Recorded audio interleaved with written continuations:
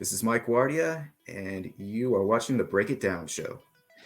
Yeah, this is cool. I love talking to Mike. Mike writes a lot of books about military history, sometimes biographies, sometimes manuscripts on leadership, those kind of things.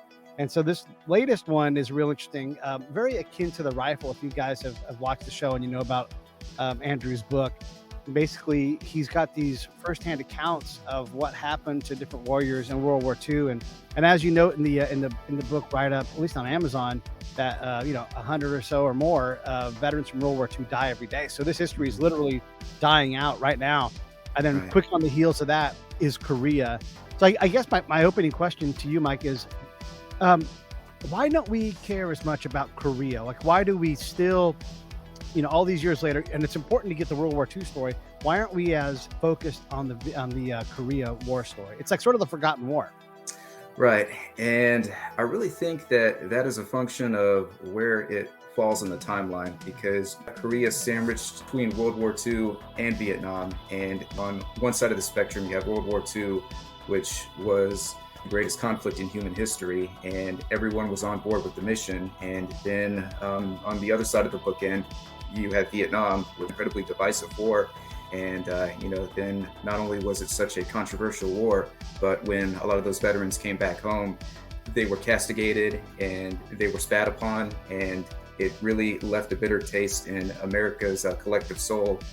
And it really took a long time to collectively recover from that. So I think being that you have those two major events on either side of that conflict, that's really the reason why you have the Korean War in the middle that tends to be forgotten.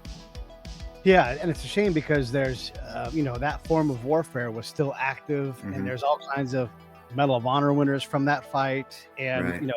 we sort of know about MASH, Hmm. Man Navy, and that's kind of fading out, right? And then we Right. quickly lose track of it. And you're right, like, does the emotion, it just got drowned out by the other two. I mean, World War II is way bigger. It's a gigantic war, and there Hmm. were 1,000 stories because we were in, I don't know, 50 countries, shots were fired, or 100 countries now, or whatever it is. The number's ridiculous. Hmm. And Vietnam was so bad in terms of the emotions and TV being able to capture it. I guess you're right about there's just no room for it, right? Like, it's just, we've got the other two fights already taking up all the space. It also it isn't basically a tie that's still held today. And Right. again, you have a loss, you have this giant win, and then you have a Mhm. tie. It's kind of the same thing where, it gets relegated to not even third in our attention span, because World War Mhm. One's had a bit of a renaissance as well in terms of being talked about and created with. Right. Yeah. Hmm. So, okay, you write a lot of different books. A lot of times it's about units. You're about to write a book. You're in the process of writing a book about Delta Company 165th. And that, you do that quite a bit. Why did you pick the World War II individual story template for this book? Well, you really think what it boils down to is I had a tremendous sense of urgency. I think back to everything that our World War II generation has accomplished, and losing those members of the World War II generation at an alarming rate. And you have something to the tune of about 300 to 400 at the lower end who are leaving us every day. And it really is imperative for us to get their stories down on paper, preserve their legacy, so that we can ensure that all of their stories don't die off with them. Even the youngest guys who got in at the very end of the war are Hmm. approaching 100 years old. Right. I mean, it's we are really at the end, and maybe Mm. some of these guys will, and we've seen them get to 105, 110, Right. but waiting around for 10 more years, there's not going to be many of them left at all. No. Mm-mm. So one of the things that we often hear about World War II veterans is that they never talked about it, came home and bottled it up, either drank too much or just got to work or just toughed it out or whatever they did, but they didn't talk about the fight.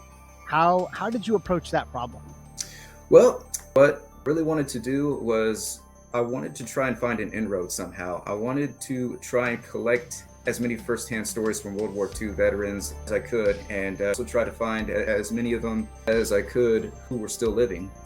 And from there, what I did was I said, okay, well, now that I have identified these blocks of veterans, what can I do from there to really gain their trust and coach them to say that, okay, myself being a veteran, I would really like to get your story down on paper, because I think that in a macro sense, we have so much that we can learn from all of our World War II veterans.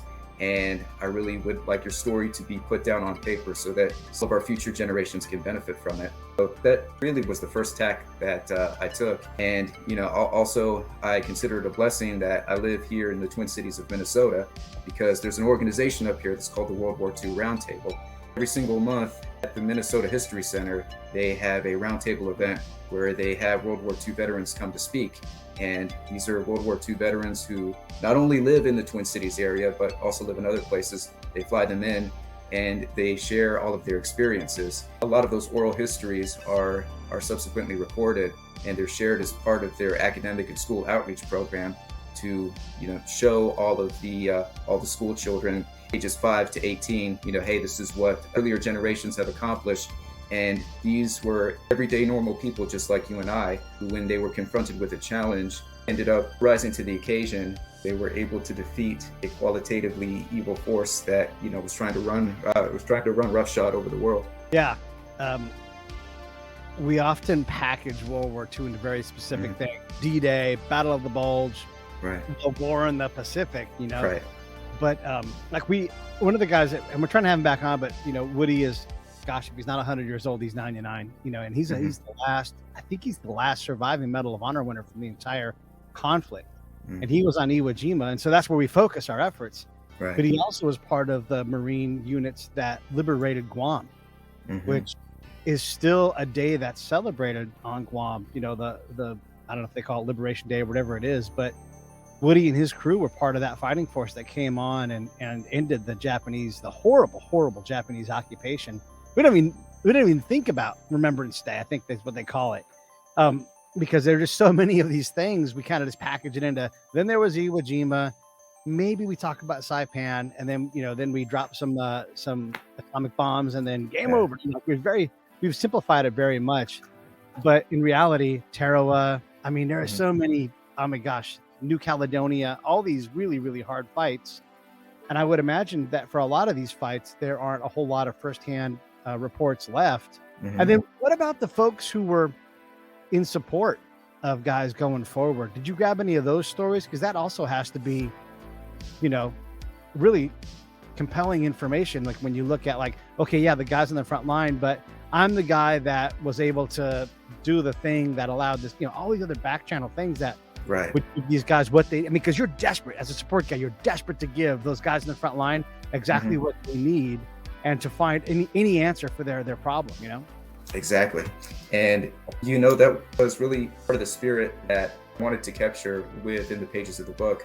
You have a lot of attention that is given to the men who are on the front line, but there is very little thought that's given to all of the supporting establishments who support those men on the front lines. As a matter of fact, there is a chapter in the book that highlights the services of a combat mailman, no less. Where you have an Army postal worker who is explaining what his role as a postal worker is in the military, while he's describing how he's getting letters to the troops, how he's being that conduit between the troops on the front line and all their families back home. He's also telling the story of how he became a Johnny on the spot rescue operation when he was in a convoy that was going to the Philippines, and troop ship in front of him in a direct hit. He ended up pulling some wounded sailors and Marines out of the water. And he also said that even though I was a postal worker by trade, in many ways I was also expected to contribute to the health and welfare of the ship itself. That's why whenever I was on board the ship, even though I wasn't technically part of the ship's company, I was made an assistant gunner on one of the anti-aircraft batteries. He also said that was an adventure in and of itself, because here I was a mailman, yet I was learning everything that I never wanted to know about how to operate one of these anti-aircraft guns. And that was also my first introduction to the kamikaze attacks. He said you can read about kamikaze on paper, but as soon as you see it happening in real time, it has such a strong psychological effect. Yeah, we had a guy on the show. He was in Vietnam. He was an intel guy like me, like a collector, out in front and everything. But sometimes, as an officer, you're given extra details, and he was the pay officer this month, and so he had to fly to go get the money. And then everything about this is hard. Like the airstrip they're going to land on isn't really built for the plane that they're on, but that is the plane that they have, and that is the airstrip available. And so of course, there's like the plane crash, and the guy who delivers the mail, they're desperate to do their job. They're like, these guys need mail, and I'll be damned Right. if I'm gonna be afraid of this or whatever Yeah. it is. And they take on their own version of courage. And like you Mhm. said, so many times, like, oh, by the way, this horrible thing happens, and I was Mhm. thrown into this fight, or all of a sudden you go from being this rear action guy to Mhm. being not only on the front lines, but with no real it's all chaos, and then you're Right. in the middle of this situation trying to whatever survive whatever it is that you're in, and then also do your part, and you can't for a moment think I'm in peril. Like, you're like, yeah, this, like, I have to at least accept this much danger because the guys are out there every day with constant and way more danger. Mhm. Oh wait, Absolutely. yeah, I'm going to show you a picture. Okay. This is a picture, apparently this is the thought, the belief of my Uh-huh. grandfather, who Okay. found this side of my family, and he flew Hellcats in World War II, right? And Mhm. he's passed on, but let me pull that picture back down now. But so that picture is, it's a press photo, but it had to be two pilots in it, and so the belief in the family is that that was him. You can kind of see his face and everything. But one of the stories that he would tell was that when they came back in, they sailed in under the Golden Gate Bridge when he was in the Navy, and so he was in his plane when this happened, and so he flew in under the Golden Gate Bridge upside down. You Huh. have all these incredible things, and like, if you've just been in war and you're coming back, and you're like, what are you gonna do? Send me back to war and everything. I've done all these Right. great things, but there's all these nutty stories that surely Yeah. some just happened. Someone maybe wrote it down on a log, or maybe they didn't. But maybe they have a living memory of it. What are the odds on confirming something like that? Like, if the ship he was on, Mhm. do you think, is it possible that someone out there remembers that day and seeing crazy, Don Norton flying upside down under the bridge? Oh, sure. Yeah. Yeah. I think it's a very high probability, because what I found is it's incredibly interesting to see how each one of these veterans retain memories and, all of the collective things that stick out in their mind. Yeah. The collective memory. Mhm.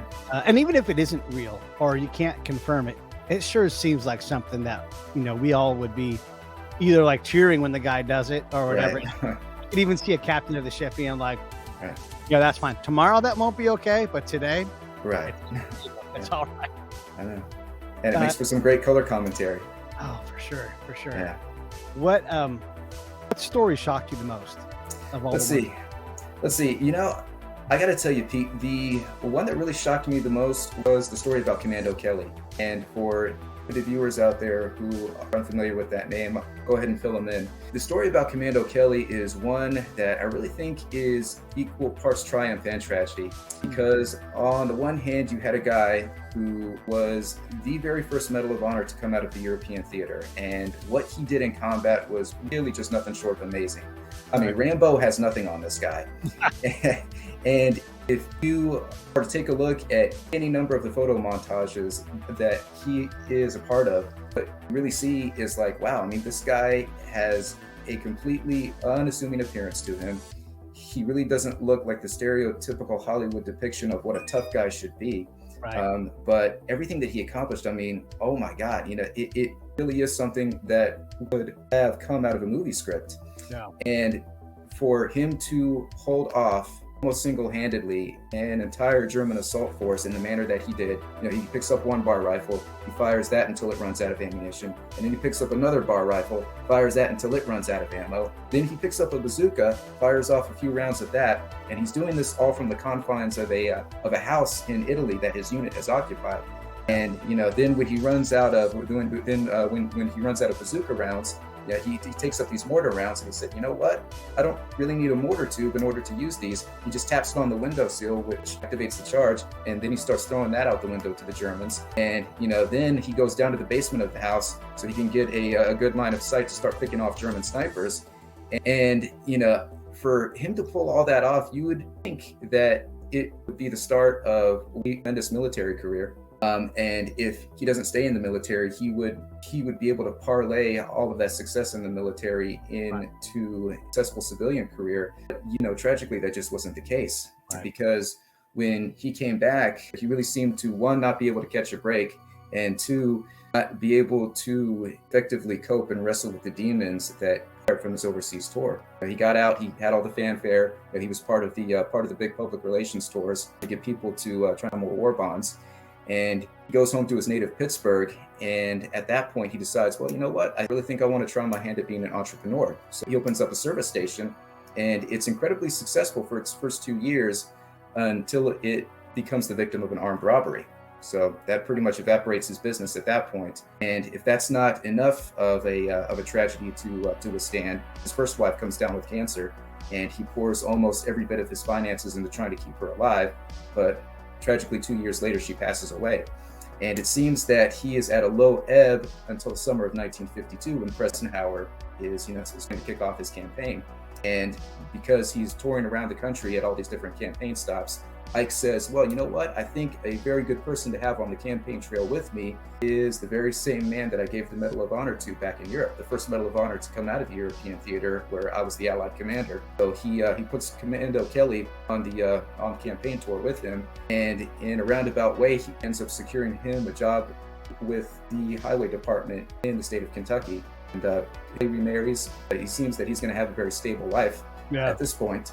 He's able to maintain a facade of stability until about 1961, where at that point, tragically, he abandoned his family and he ended up living an itinerant existence for about the next 25 years. And his habitual alcoholism eventually caught up to him. Wandered into a VA hospital in Pittsburgh, and they hooked him up to dialysis. But then he facilitates his own death by pulling his all of his medical machines, and he eventually passes away during the night in January of '85. And that really shocked me because, well, one, I think that he was given a raw deal, and I think that he should have been afforded more success in his life. And I think that he was dealt a very unfair hand. But more than that, I think in a broader sense, it underscores just how little attention was given to the mental health of our returning veterans at the time. No one really had grappled with the long-term effects of PTSD back then, and it really wasn't a flashpoint within American society until we hit the Vietnam War. I think why a lot of attention wasn't given to it back then was because all of the returning veterans were expected to pick up right where they had left off. And I think the prevailing attitude was, well, we were fighting a good war. We knew the cause that we were fighting for. You guys should be happy that we won.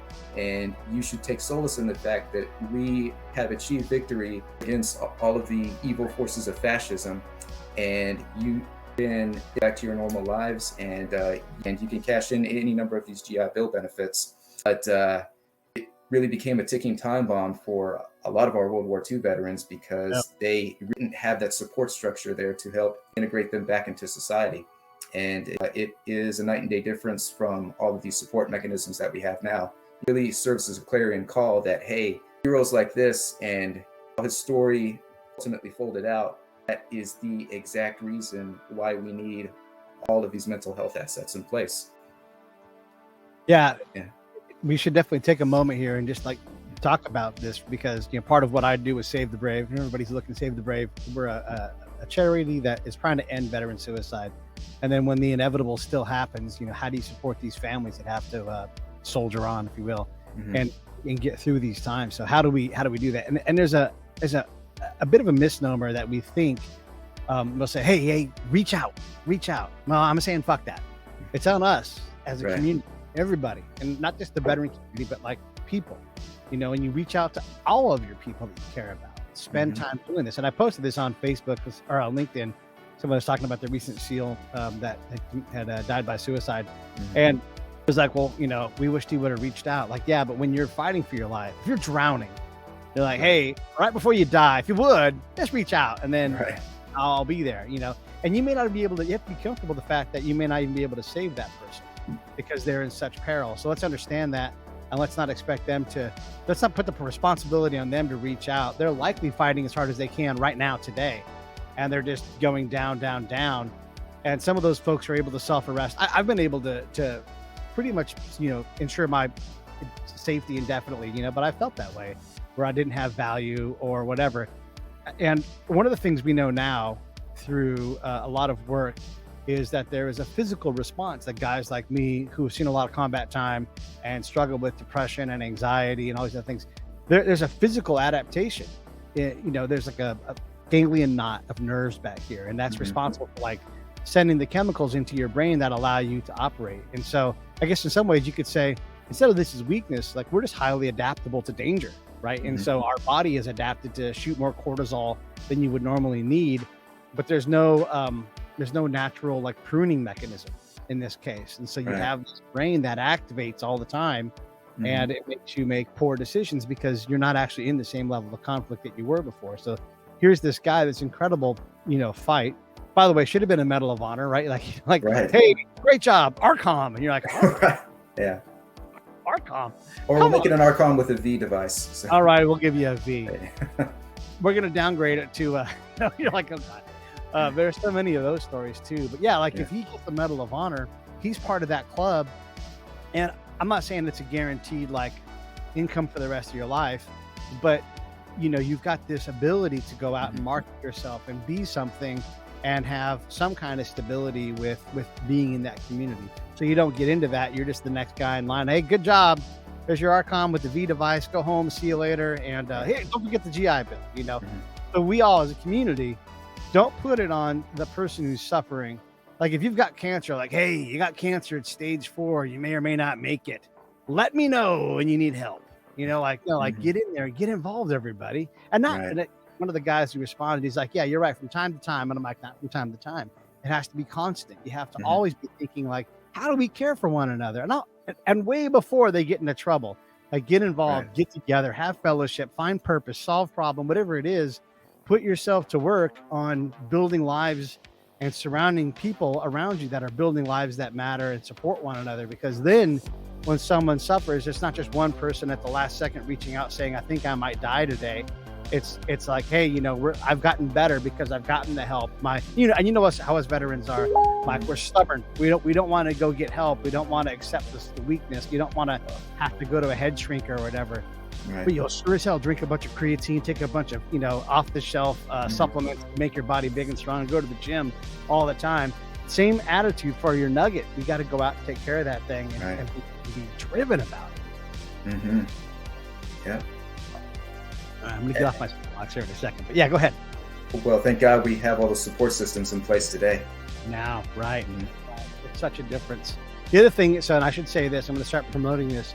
The annual Ride for the Brave with Save the Brave is going to happen basically the last week of July. So July 22nd, we'll take off from Temecula, and then we'll scooch across the bottom of the nation. So Temecula, El Paso, Odessa, Dallas, Houston, New Orleans, Birmingham, Alabama, Atlanta, and then Charleston. So here's the way you can get involved. One, you can just go to savethebrave.org and you can donate there, and we're going to put that money to work trying to help save veterans. 2, you can come out and meet us on the ride. 3, if you want to ride, sign up. We'd love to get a donation if you ride with us, or just when we stop, buy some shirts, put some money in the pocket, and we'll put that money to work saving veterans. And also, if you want to ride along with me for 1 or 2 or all of the legs in my truck, I'm going to drive my truck across the nation. Let me know. We'll work out something, and you can do a donation and like, hey, I want to buy that seat. Sit next to Pete. Maybe you're driving, maybe you're sitting shotgun, whatever it is. But why not come on a cross-country trip? It's a lot of fun. All right, so Save the Brave, last week of July.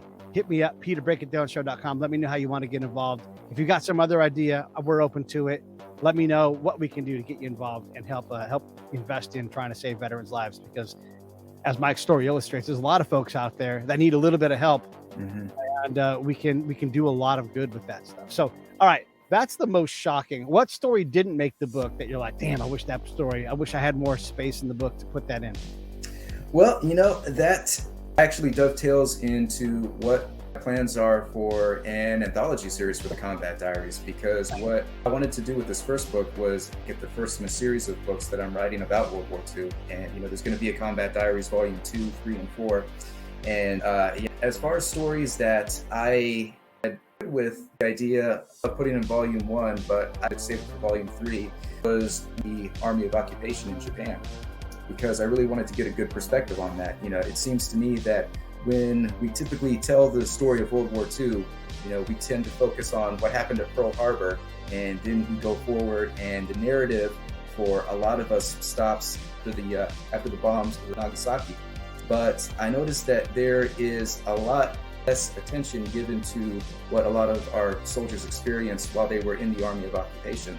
You know, how they approached mission, for one, because you had a lot of soldiers and Marines who said, okay, well, we just spent the last 4 years fighting an incredibly bloody war against the Japanese, and we saw a lot of their fanatical attitudes firsthand. We saw the banzai charges. You know, we saw all of the atrocities that they were committing against civilians.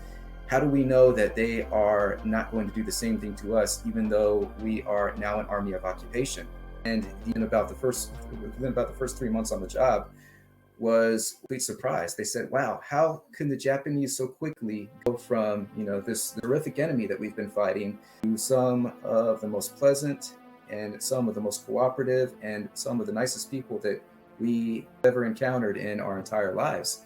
And for a lot of them, it actually begged the question. It's like, what, were we fighting two different enemies? Are these two different people? Is the Japanese soldier a night and day difference from the civilian counterpart? And not only that, it boggled the minds of a lot of our troops to have these interactions with a lot of Japanese officials to say, wow, how quickly can they, you know, can they turn on the can they turn on the Bushido warrior and, you know, and then switch it off to become funny nice guy next door. That really is a pretty good sociological study in and of itself. And I considered making that the final chapter of the Combat Diaries, but I said, well, no, when I actually get to volume 3, that's going to be focusing exclusively on the Pacific War. So I'll have that be something that I save that volume. Nice. Yeah, we've actually coincidentally had 2 different warriors who ended up being part of the Army of Occupation. One of the stories, and I'll put a link to the episode, a guy named T. Martin Bennett wrote it.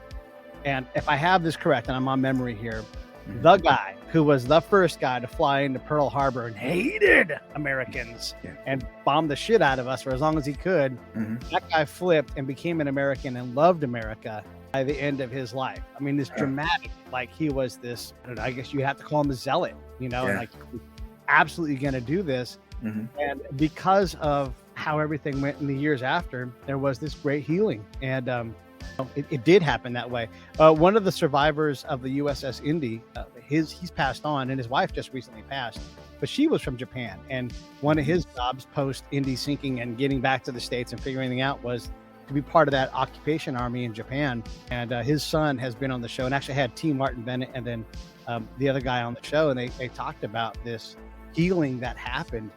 And this dichotomy of these fanatical warriors who would throw their lives into this cause, you know, to the point of like, you only need enough training to fly one way. You're just going to run into something as they were losing the war, obviously, but they could line up people to do this.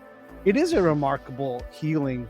What do you attribute that to? Like, we don't seem to have that today. Like, we don't have a bunch of dudes going to Iraq, bringing back Iraqi wives, that kind of thing. You know, it's just not a thing right now, right? Yeah. Well, you know, I think a lot of it had to do with the nature of the conflict itself. And I also think it was a different time. You know, I think it was a very clear-cut instance of one military that's fighting another military. You know, we have an enemy who is clearly defined. We'll approach this in as much of a clinical manner as we can, but once the war is over, once the bullets have stopped firing, and once we have a signed document that says we have one side who's a winner and we have one side who's a clear loser, then that's when we can go back to being friends again. I really think in a collective sense, there was a sense of urgency to get past all of the hard feelings. There was a sense of urgency to establish peace and also to make a long-lasting peace. So I think that was our attitude going into it. And then at the same time, you also had a host of the Japanese citizens who said, wow, you know, all of the perversions of the Bushido warrior code that we have taken to an unhealthy extreme, to all of these second and third order effects that have really hurt our country collectively. And maybe we need to reevaluate, you know, how we approach the international community. And, you know, there has to be some reconciliation between ourselves and all of the individuals that we've hurt along the way. So when you have those two psychological forces that are meeting in the middle, and now that the war is over, I think that's really what sowed the seeds for, you know, the ongoing friendship that we have with Japan today. didn't happen with Germany. Is it? And I'm not trying to have a whole long discussion about the atomic bomb, but is this one of the things, like Hollywood picked the Nazis and politically Right. picked Nazis as like the history, Mhm. heel of history, right? Right. And the Japanese did more widespread atrocities across the board, and we seem to have gotten past that with Japanese. Mhm. Is that I don't know, what sense do you make of that? And I mean, look, it's easier to get back together with Germany because our nation has got a lot of Germans in it, right? But we also had a Right. lot of Japanese. I don't know, how do you deal with those differences? Well, that is a good question, Pete. I think it is attributable to a lot of reasons, actually. I think for one, we always tended to identify Germany as a greater threat than the Japanese. We had seen Germany as the instigator, and we also had a history with Germany because not only fighting them in World War II, but we had fought them previously in World War One, and it was really just that history of antagonism, and it was a long-standing history of mistrust that really sowed the seeds, and I think it made it harder for Americans to collectively let go. And I think that also represented itself in terms of the Europe First policy that we had, because at the time, even though it was Japan that attacked us, we said, okay, Europe is going to be the priority, because the longstanding wisdom was that Germany could win the war without Japan, but Japan could win the war without Germany. Right. And they said, okay, if we were to take out Germany first, that would be the rough equivalent of cutting the head off of the snake. And there's a very big emphasis on being Germany as a bigger threat in a geopolitical context, because we were conducting all of our closest trade and had our closest diplomatic relations with all of the countries in mainland Europe. So we said, okay, well, if he doesn't stop in Europe, he's going to spread farther, and he's going to bring along as many third parties as he can, and it's eventually going to snowball to North America. Of course, the Japanese did get us in, like, right? Yeah. What a crazy thing. Yeah. So first off, we're talking with Mike Guardia, who writes fantastic military histories. He's actually working on one for Delta Company 165th currently right now. But this book is about World War II stories. Let me pull up the link to the actual book so I can say the name of it. Okay. The Combat Diaries, True Stories from the Front Lines of World War II. Combat Diaries, True Stories from the Front Lines of World War II. And that's the link for it right down below. Here's what I always suggest. Buy one of these books. They aren't that pricey. In fact, buy two and do a buddy read with somebody else. So if you're interested, I'll buddy read this with you, and I'll buy my book, and I'm going to buy one for somebody else. You do the same, and we'll do a buddy read, and we'll sell a couple of books today for Mike, because I really appreciate what he does. And look, he cranks out, I don't know, what do you do? Three books, 4 books a year? It seems like you're always cranking these things out fast. I mean, this guy works hard. And right now he's working on this Delta Company book. That's the only thing I'm good at. So you always say that, and yet it might be true. No, come on, you're a good guy.